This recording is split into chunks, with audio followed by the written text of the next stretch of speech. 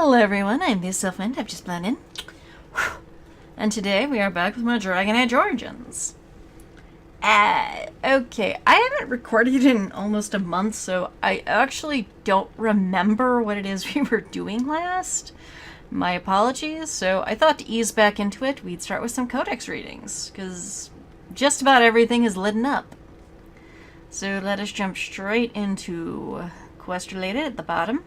Wow, 29 of 30, we've almost completed that. Huh. We have been making progress, folks. Lots of progress. Let's jump into 317. Blackstone Letter of Condolences. My dear lady, it is with great regret that I must inform you of the death of your husband. He died as he lived, with the greatest honor, completing a task of vital importance to the guild. I bet, because I've done some of your missions. They're not that important.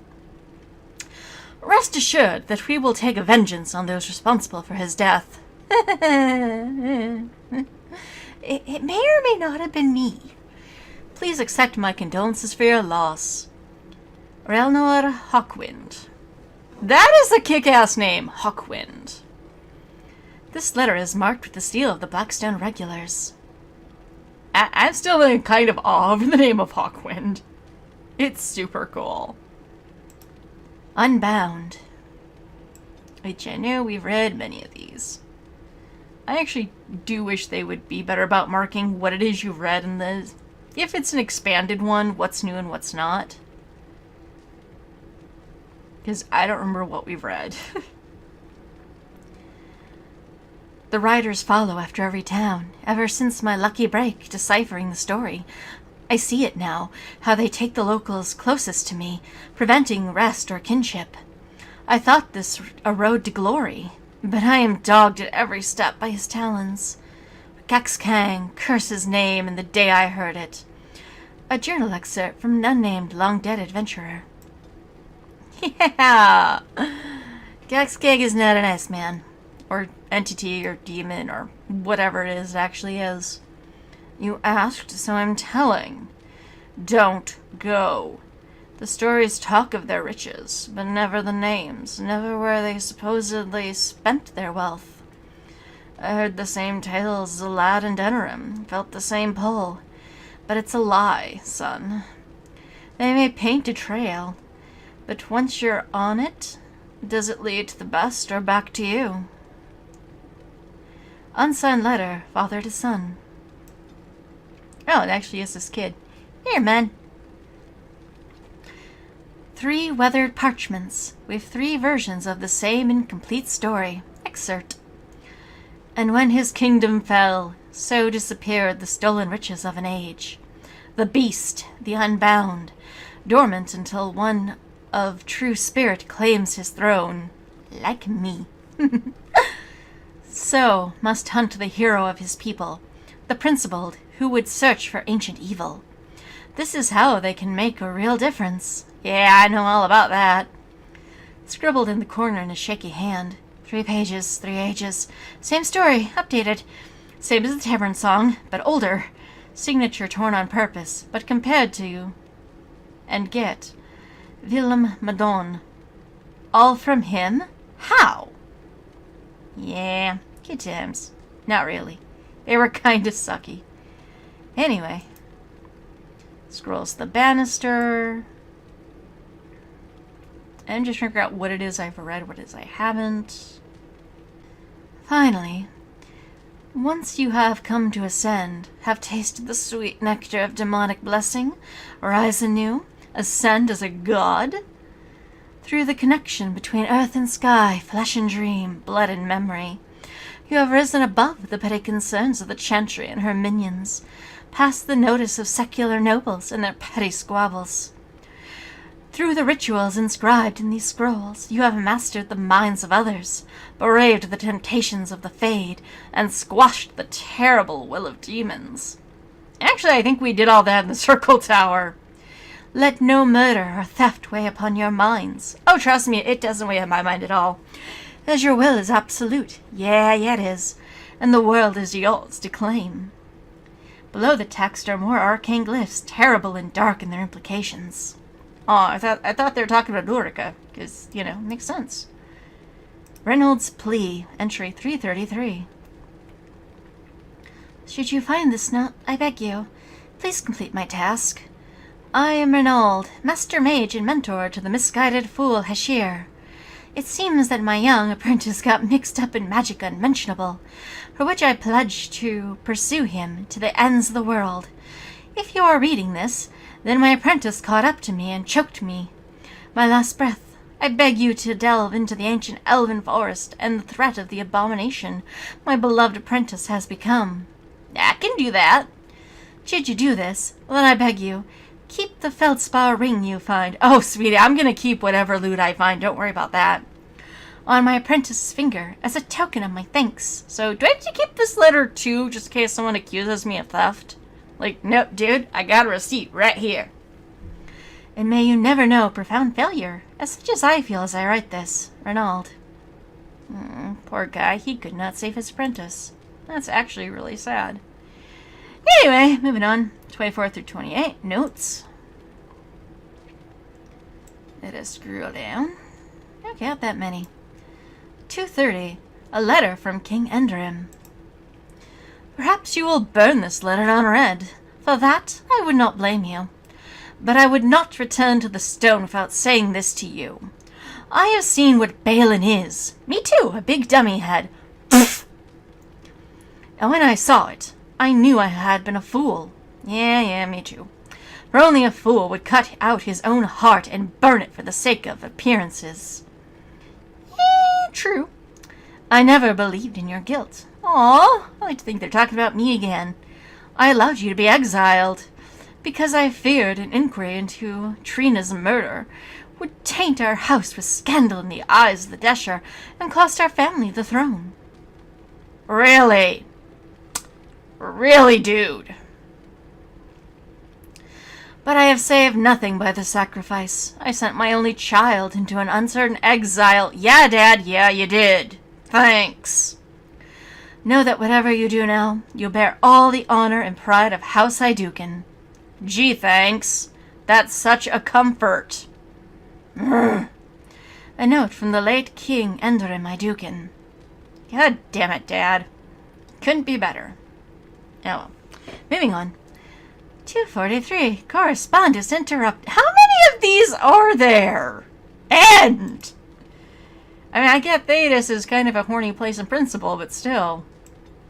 Anyway, a collection of embarrassing personal communications between the spoiled wealthy and the object of their obsession.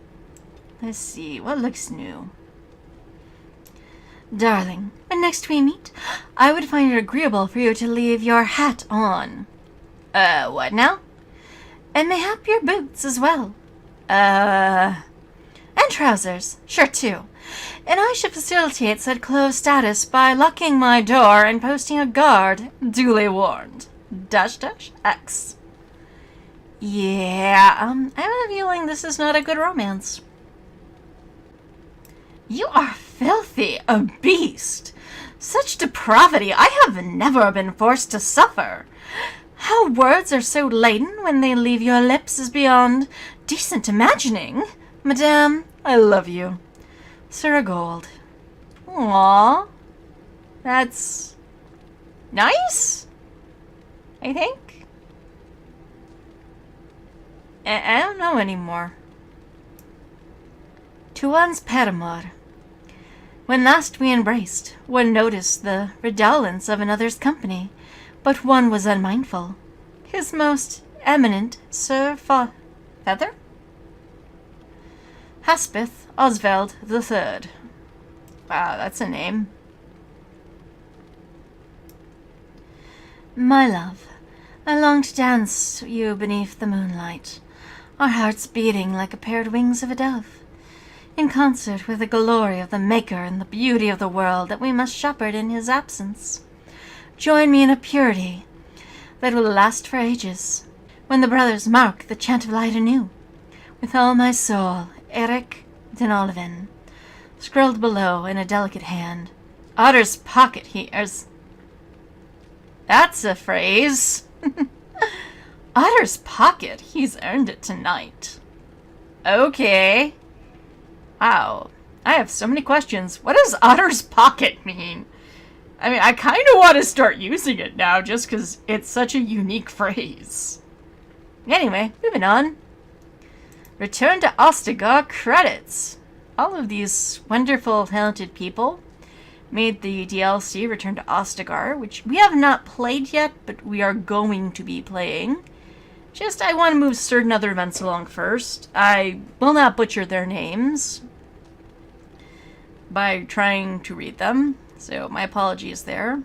I will scroll through, and if you're really interested in reading, you can pause and go over the names. Or I imagine you can look this information up on the Dragon Age Wikipedia, because there's quite a few people involved.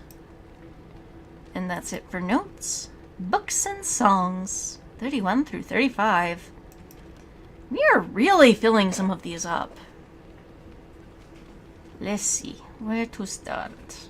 There's actually quite a few in here. 196. The Holy Brazier. The brazier that stands atop the stairs in the great hall of our temple has always been something of a mystery to us. This is the brazier that created the beings we call the Ashwraiths. Really, that's where those things come from. This is where Andraste's followers emulate themselves and become the eternal guardians of her temple. Which we may or not have slaughtered. Well, to be fair, they started it. I have painstakingly pieced together information from old books and from the tales and half-truths passed down to us by our forefathers. I believe now I understand the ritual used to create the wraiths. No. Bad. Stop. The brazier was lit with a concentrated taper. I maybe not have that in my inventory. Its flame taken from the everlasting fire that long ago consumed Andraste herself. Why is herself capitalized? That's not how grammar works. The chosen disciple would fast and pray for weeks, taking into his body nothing but a sip of water a day. That sounds dumb. When the disciple was finally ready, he would place in his mouth a flawless black pearl. May or may not also have that in my inventory.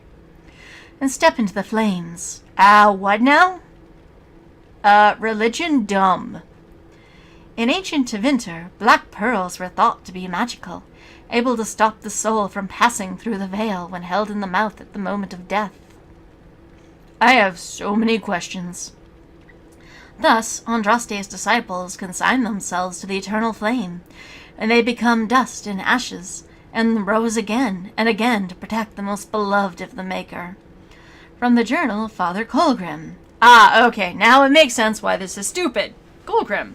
Need I say more? Do we not remember his horned hat? I'm just saying, not a cute look. Anyway, 199. The Legend of Calenhad, Chapter 3. Calenhad's legend tells that the Lady Shayna harbored a love for her king that went beyond friendship. Ooh, spicy. A love that she kept secret out of her sense of duty and honor. Aww. When offered a love potion by a witch in the guise... A guise of what? A witch who would later turn out to be the vengeance-seeking sister of Arl Seaman, Lady Shayna gave it... Oh, darn it, girl. Into temptation. She used the potion on Galahad. But Queen Minion discovered the two of them together that night, and, broken-hearted, fled Denerim to return to her father. She told Mirin everything, and he angrily threatened to revoke his support of Calenhad, and began anew the Civil War.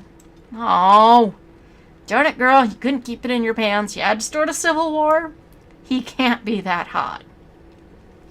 It is said that Lady Shayna felt remorseful. Well, I would hope so. At her manipulation of her best friend's heart, and confessed her use of forbidden magic to the court. Gee, least she could have done. Although her life was forfeit, Calenhad forgave Lady Shayna for what she had done. Wow, he's a better person than I am. And refused to have her executed. Yeah, let's just exile that girl. She cray. Muirin furiously roused the other Arls against Calenhad and Lady Shayna, and it was not long before Ferelden stood at the brink of civil war once again. Yeah, Ferelden really has a bloody past if you think about it. Against Calenhad orders, Lady Shayna went alone to Mirian to plead for peace and plead her case. Girl, you done fucked up. I kind of appreciate her trying to step up, but not the right messenger. Only to be found out by Meriden and slain. Yeah, you know what? Deserved it. Angered, but also saddened, Calenhad challenged Meriden to an honor duel, a fight neither of them wanted, but both knew was necessary. Why is it necessary? And Meriden was slain. Dude, now you lost 2 girlfriends! Not worth it! The death of the king's greatest ally, an important Arl, was too much for the young kingdom to bear. The other Arls would not back down in their claims against Calenhad.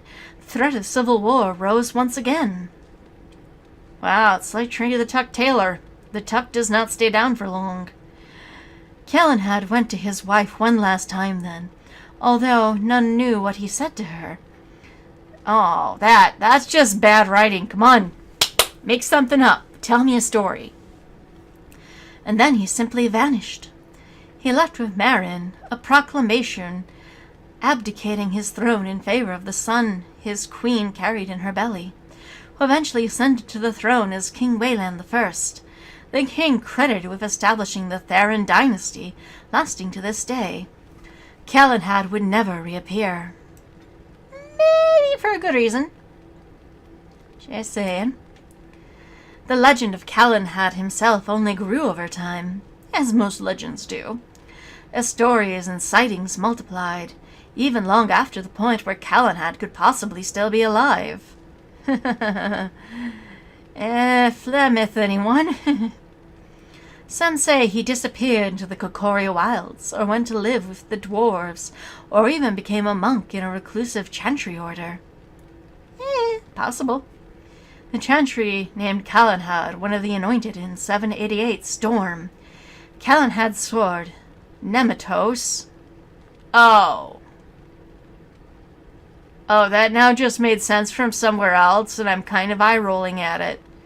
Was left with Meryn and became a symbol of Ferelden kingship over the next century.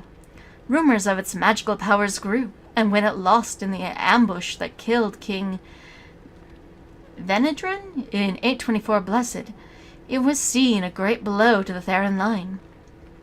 Several false swords have appeared since that time, but never has the true sword resurfaced. We should go look for it. Guys, new mission. We're gonna go look for Nematos. From the Legend of Calenhad by Brother Haran, Chantry Scribe, 810 Blessed. Yeah, Calenhad is not a happy story, is it? But you are named for the most charming bunny lake. Anyway, the history of the Chantry, Chapter 3. Because this isn't going to make me angry at all. It is said that at the Battle of Valerian Fields, Methras stood and looked out over his armies. He had conquered the southern reaches of the greatest empire the world had ever known, and built splintered barbarian clans into a force to be feared. Woo! Go you! With pride in his heart, he turned to congratulate his men, and found that they had turned from him. Boo! Yes, at any wonder he kind of went bitter and crazy. Any wonder? Methrath fell into the evil of jealousy. After all that he had done, his wife was the one to receive all the glory. He saw his wife's power and influence, and tired of his place as second husband. Which, yeah, I don't mind him being resentful of that. You know, dude, I married you first. And we're still together, so what the fuck? Below the Maker, his heart swelled with fury. I don't kind of blame him for this. If he had conquered just to have his wife wrested from him by a forgotten god and a legion of faith-hungry rabble, then perhaps this war was not worth the trouble.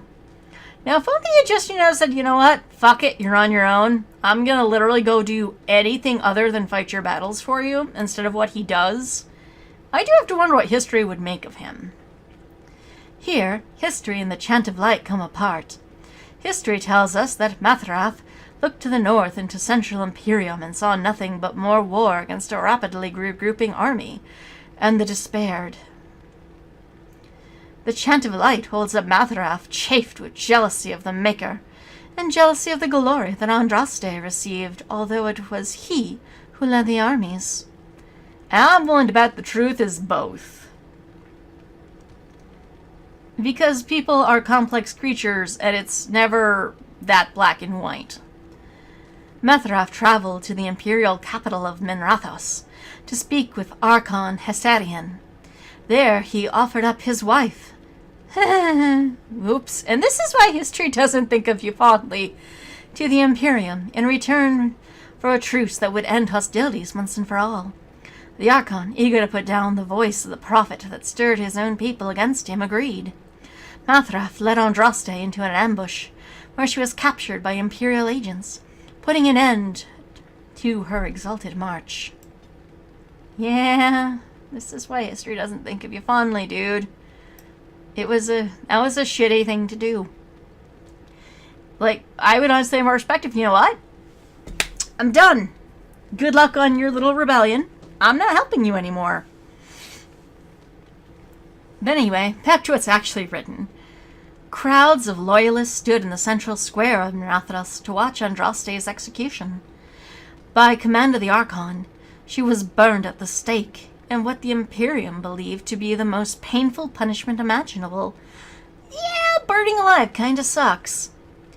According to the Chantry, however, Andraste was instead purified and made whole by the flames, ascending to life at her Maker's side.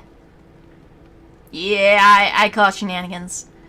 By all accounts, there was only silence where they expected screams. At the sight of the prophet burning, the crowds were filled with a profound guilt. And they haven't on other burnings? As if they had participated in a great blasphemy. Well, it kind of did. So moving was the moment that the Archon himself drew his sword and thrust it into the prophetess's heart, ending her torment and leaving the assembled to consider the weight of what they had seen. Whereas the execution of Andraste was meant to be a symbol of defeat for the faith of the Maker, in truth, it all but sealed the fate of the worship of the old gods, and paved way for the spread of the Maker's chant. Yeah, never underestimate a martyr. Also, this is why you don't create them if you want to squash something. From Tales of the Destruction of Thetis by Brother Janet Teevich, Chantry Scholar. That guy. History of the Chantry, Chapter 4. Dear Lord, how many of these are there? So many. The crowds present at the death of Andraste were right to feel despair. Yeah, it kind of sucks watching someone die. It is believed that the prophet's execution angered the Maker, and he turned his back on humanity once more, leaving the people of Thetis to suffer in the dark. Yeah, this is why I'm not big on religion. Because if you're a god, stuff like this should be so beneath you. Like, if it was that important she'd be alive, get up off your butt and go save her. Do not get upset because you would not take action. All I'm saying. In these dark times, mankind scrambled for a light, any light, but found comfort in demonic cults that promised power and riches in return for worship. That's never ended badly, always. Others prayed to the old gods for forgiveness, begging the great dragons to return to the world. I am actually curious if we're ever going to see the great dragons in any meaningful context. Still others fell so low as to worship the Darkspawn. Ugh, why? Forming vile cults. And why have we not met these cults? That sounds... It does sound like an awesome fight. Dedicated to the exhalation of evil in its purest form.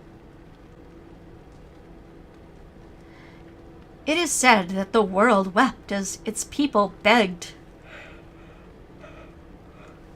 for a savior who would not come. Well, you kind of had a savior and then you killed her. Just saying. Andraste's followers, however, did not abandon her teachings when she died.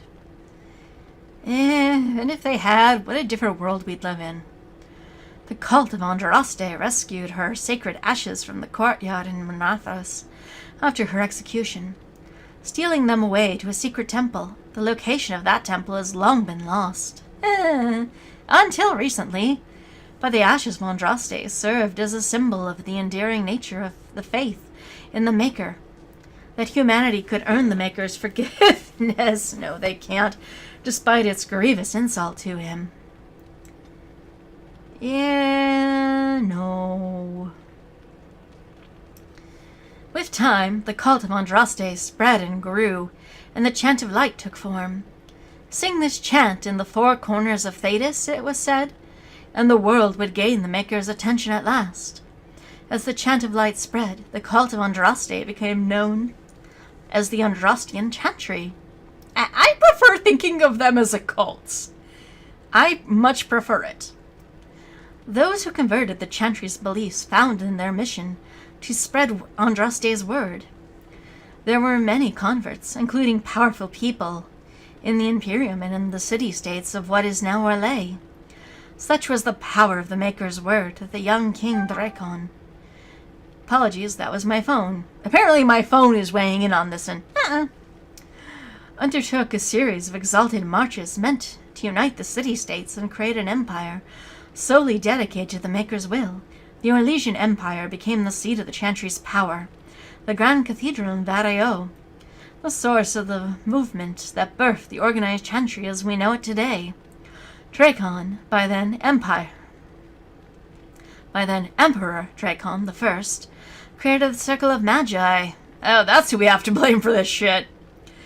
The Order of the Templars. Oh yeah, all the blame. And the Holy Office of the Divine. Many within the Chantry revered him nearly as equal to Andraste herself. And yet we don't really hear more about Drakon. That's actually kind of sad now I think about it. His story is lost to time. Anyway, the modern Chantry is a thing of faith and beauty, and can serve slavery if you're a mage. But it is also a house of necessity, protecting Thetis from powerful forces that would do it harm. And sometimes causing the harm, but we'll see that next game, maybe. Where the Grey Wardens protect the world from the Blights, the Chantry protects mankind from itself. It does not do a good job. Most of all, the Chantry works to earn the Maker's forgiveness. Gosh darn it, phone, shush. So that one day he will return and transform the world into a paradise it always meant to be. From the Tales of Destruction of Thetis by Brother Janativi, Chantry Scholar. And one moment as I silence my phone that is being way too talkative about this. Shush, phone. Shush. Okay, back into it, shall we? Dane and the Werewolf. Let me sing of the heroes and honor lost and found, of monsters and men in all forms, of Dane, hunter without peer, feared by the forests of Ferelden, who one autumn morn spied a heart of pure white in the beam of warmest sun, a prize for huntsmen's spears. And I'm sure someone else is going, due to the Dalish it's sacred, leave it alone. Through the greenwood they ran, hart and hunter, bringing the stag to spear at last in long-forgotten grove, heedless that the chase had wakened a hunger in the golden wood. A werewolf, a creature with the mind of a man, lured by the hunt, had come forth to lay claim to the heart his rightful tribute, drawn by the scent of cooling blood. Ugh. And having met the wares, this might not end well. In the silence the two hunters held, Dane spear-armed against the wolf with all his brood. Knew with a sinking heart he was lost, steeled with the winding roads of faith. Then the beast spoke, human-like in a voice. You have taken the stag from my woods and my pack, but nothing comes without a cost. The wolf pack circled ever closer. Who felled boars and bears with his bright blade knew fear. They spoke his name in roars, like gravestones offering the beast's bargain. Die here, huntsman alone, and forgotten, or take my place amongst the wolves, as I take your place amongst man. Thus was a bargain struck. Oh, that's how we got wares. Cool. And Dane the wolf pack served in wolfen form, and the werewolf to his family sped, as Dane, 1 year and a day all told. But some things cannot be repent. Oh my... Wait, he had a wife and kids? Is it cheating? I feel... I have so many questions. Some coinage cannot be unspent. When hearts were wagered, a fisher rent. From the saga of Dane and the werewolf, as recorded by a minstrel, Ukam, 485 Black. I have so many questions. Anyway, let us not dwell on werewolf and the fact that Dane had a family and he inflicted upon his family without warning for a year. I'm just saying it's creepy if you think about it long enough. Anyway, Death of a Templar. Cheerier topic. The dry, dusty earth swallows up salty drops that splatter its surface. A tiny insect pauses, sensing the vibrations, and scurries off, leaving behind its invisible enemy. As the drops fall, the dark circles merge together, expressing a mirror to their creator. That's a somber opening. Scrolling down. The primal emotions of bloodlust and sorrow blend into a lethal cocktail. Aw, not a mocktail though, I'm kind of not alcohol. That breaks the strongest of men. The jurisdictions of strength must be left to the spirit, not arm nor chest. I don't know, my chest is pretty awesome. Only the wisest turn to his inner sanctuary to partition the mind from an all-consuming madness. Seductive voices whispering promises of glory, weighting down the weaker path of the flesh, bringing a death far worse than that of hot lead or steel. These blank, hollow promises will echo unfathomably eternal. Living comfortably amongst material possessions, it is easy to misunderstand the true meaning of the uncontrollable hate, failing to understand the power of fighting against pure, unfaltering beliefs, against foes that listen only to their soul. Uncontrollable hate. Whose hate? Influenced and thus removed from innocence, the scar is permanent and eternal. Wow. What the frick are we talking about here? I kind of feel we're missing some nouns or pronouns.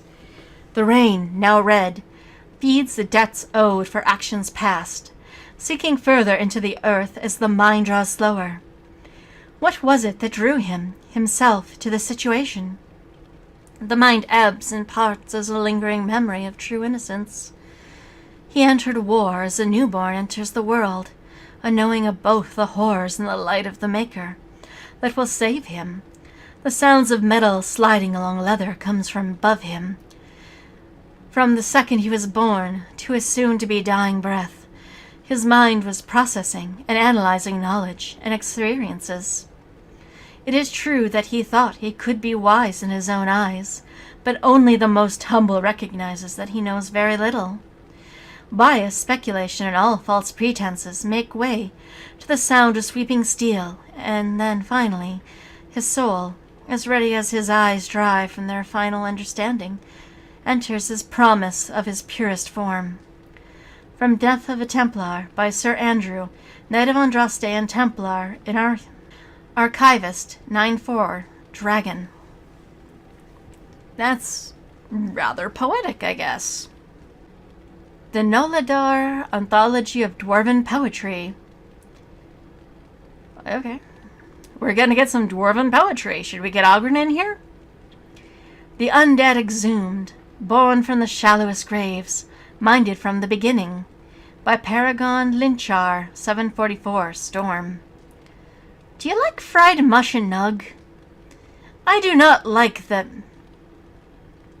Oh, okay, so what we're doing here. Do you like fried mush and nug? I do not like them, Mr. Clung. I do not like fried mush and mug. Would you eat them on a rug? If you eat them, you'll get a hug. I would not eat them on a rug. From you I would not want a hug. Then oh, I so see where we're going with this, and it's so cute. Then would you drink them from a jug? Come on, give them a chug. I would not drink them from a jug. I'd rather not eat a slimy slug. Would you eat them with a bug? Would you share them with a thug? Wait, what thug are we talking about here? How does the card get into everything? I would not share them with a thug. I would not eat them with a bug. Not for a hug, not on a rug. From a jug, I will not chug. Come on, now, Mr. Clung. Are you on some kind of drug? I always find that's a valid question. Are you on some kind of drug? Eat them in this hole I dug? Eat them, just a shrug? I've had it, Mr. Clung. Down into that hole you dug. Down with the thug, and the slug, and the bug. By Paragon Zeus, 212 Glory. Yes! Whoever wrote this, you are a freaking genius, and I love you. Thank you. You are awesome. Never surrender. Dwarvish blood may be lukewarm, but vital as ore. By Paragon Lynchar, 748 Storm. There once was a miner of lyrium, whose face looked like a pernium. The dead got him too? Not much could he do. With a face like that, he was a shoo-in. By the wordsmith, Carol of House Yonoch, 911 Dragon. I gotta say, that last one was very disappointing. I was expecting something a touch more naughty. Oh well. Moving on. I do love the first one, though. 213, The First Blight, Chapter 3. The world during the First Blight was different from the world we know today. Yeah, there were frickin' griffins. Aside from the civilized rule of the Imperium. Civilized, air quotes. Because, you know, they weren't doing blood sacrifices back then. No. Humans, as a race, were largely barbarous and splintered, divided into clans and tribes, and squabbling amongst ourselves for resources. At the same time, deep beneath Thetis' great mountain ranges spanned a dwarven culture, as organized and advanced as ours was primitive. Yeah, how did the dwarves not rise to power on the surface? I have so many questions, because they, well, before their tags fell, owned pretty much all of underground Thetis. Why did they not come above ground? As the darkspawn bubbled up to the surface from their underground lairs, mankind's first buckled and then fought back. The armies of Tevinter attempted to face down multitudes of twisted creatures and the horrid rotting of the land around them. But they could not be everywhere at once. Human history remembers the First Blight as a time of terrible devastation, and those stories are accurate, but in our arrogance we often forgot the price paid by the dwarves in their isolated mountain kingdoms. And we scroll down. Yeah, the dwarves kinda got hit hard. By kinda, I mean totally. The dwarves faced far greater hordes than humanity as the Darkspawn challenged them for control of the underground. Despite the might and technology of the dwarves brought to bear, the savage Darkspawn tore through them, first destroying the more remote Tigers before swallowing up entire kingdoms. Think of it, an entire civilization lost in the space of decades, compared to the near genocide that the dwarves faced. What we humans call the First Blight must have seemed a mere skirmish. Against the Darkspawn, the dwarven lands have always borne the brunt of the fighting and the majority of the sacrifices. Yeah, I get why the dwarves kind of look at it and go, you know what? They're on the surface, not our problem anymore. I totally get it now. 4 dwarven kingdoms finally managed to combine their might and fight back. and that cooperation saved them. But for the rest of their lands it was too late. The Darkspawn had taken the deep roads, the majestic underground passages that link the dwarven lands throughout Thedas. The Darkspawn could now attack anywhere on the surface through these tunnels. Humanity simply was not prepared for such an onslaught. It was clear that the warfare we knew would not avail us. We had to find a new way to fight. Thus our salvation, the Grey Wardens, were born. From Tales of the Destruction of Thedas by Brother Janet TV Chantry Scholar. Wow, that guy gets around. Seriously. Anyway, the Maker's first children, 215.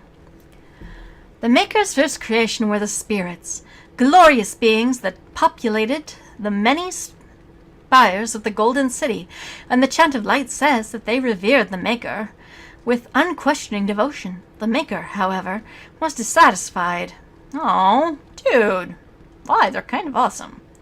Although the spirits were like him, in that they could manipulate the earth and create form from it, they did not do so. They had no urge to create, and even when instructed to do so, possessed no imagination to give their creations ingenuity or life. Oh, that's sad. Also, the fault of the Maker for not, giving them creativity. The Maker realized his own folly. He had created the spirits to resemble him in all but the one and most important way: keep him entertained. They did not have the spark of the divine within them. And no, there are some pretty divine spirits in my opinion. He expelled all the spirits out of the Golden City and into the Fade. Oh, boo. Bad Maker. And proceeded to his next creation, life. Dude, you just give up way too quickly on your stuff. The Maker created the world and the living beings upon it, separated from the Fade by the veil. His new children would be unable to shape the world around them, and thus would need to struggle to survive. Or, this has other things happen that made it happen. In return for their struggle, the Maker gave them the spark of the divine, a soul. And he watched with pleasure as his creations flourished and showed all ingenuity that he had hoped for. And let's go to the next paragraph to see how we screwed this up. The spirits grew jealous of the living and coaxed them into the Fade when they slept. What coaxed? We go there automatically unless you're a dwarf. The spirits wished to know more of life. I can't really blame them. Hoping to find a way to regain the Maker's favor. Again, I can't really blame them. Through the eyes of the living, they experienced new concepts: love, fear, pain, and hope. The spirits reshaped the Fade to resemble the lives and concepts that they saw. Each spirit desperately trying to bring the most dreamers to their realm, so they could vicariously possess the spark of the divine through them. And this is why I don't like the Maker. He's very short-sighted and creates problems where there needn't be. As the spirits grew in power, however, some of them became contemptuous of the living. These were the spirits that saw the darkest parts of the dreamers. Their lands were places of torment and horror, and they knew that the living were strongly drawn to the places that mirrored those dark parts of themselves. These spirits questioned the Maker's wisdom and proclaimed the living inferior. They learned from the darkness they saw and became first demons. Like I said, let's see how long until this goes wrong. Rage, hunger, sloth, desire, pride. These are the darkest parts of the soul that gives demons their power. The hooks they use to claw their way into the world of the living. It was demons that whispered into the minds of men, convincing them to turn from the Maker and worship false gods. They seek to possess all life as their due, forging kingdoms of nightmare in the Fade in the hopes that one day, storming the walls of heaven itself. And the Maker despaired once again, for he had given the power of creation to his new children, and in return they had created sin. From the Maker's First Children, by Bader Senior Enchanter of Ostwick, 812, Blessed. Wow, how about... Maker, dude, take some fucking... own up to it! You made the spirits, you kind of fucked them over and said, fuck off, I'm gonna move on to a new project. Made something you liked better, but then didn't take care of, the first thing you created. This is why I don't like religion. Sermons of Divine Renetta 1. The weakness of mortal will is the great failing of all the Maker's children. We trade our honor as if it were the cheapest of currency. No we don't. Not all of us. And some of us don't even really care about the concept of honor. We do not understand what integrity is, or what it is truly worth. From this ignorance, original sin was born. Yep, this is a religious person. At some time, each of us has thought, what does it matter if I keep hold of my integrity? Or my sanity? I am but one mortal. I am powerless. How blind we all are. The virtue of a single slave destroyed the Tevinter Imperium.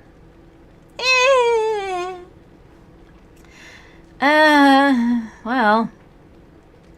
The thing about that single slave thing, though, is she was also the favorite of the Maker and wife to a war chief. That statement is very misleading.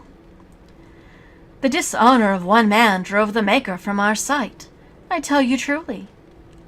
I'm sorry, the dishonor of one man? Bullshit. If the Maker wanted to save Andraste, if it was that important to him, he should have saved her. I tell you truly, nothing but the integrity of our hearts will win the love of the Maker back to us.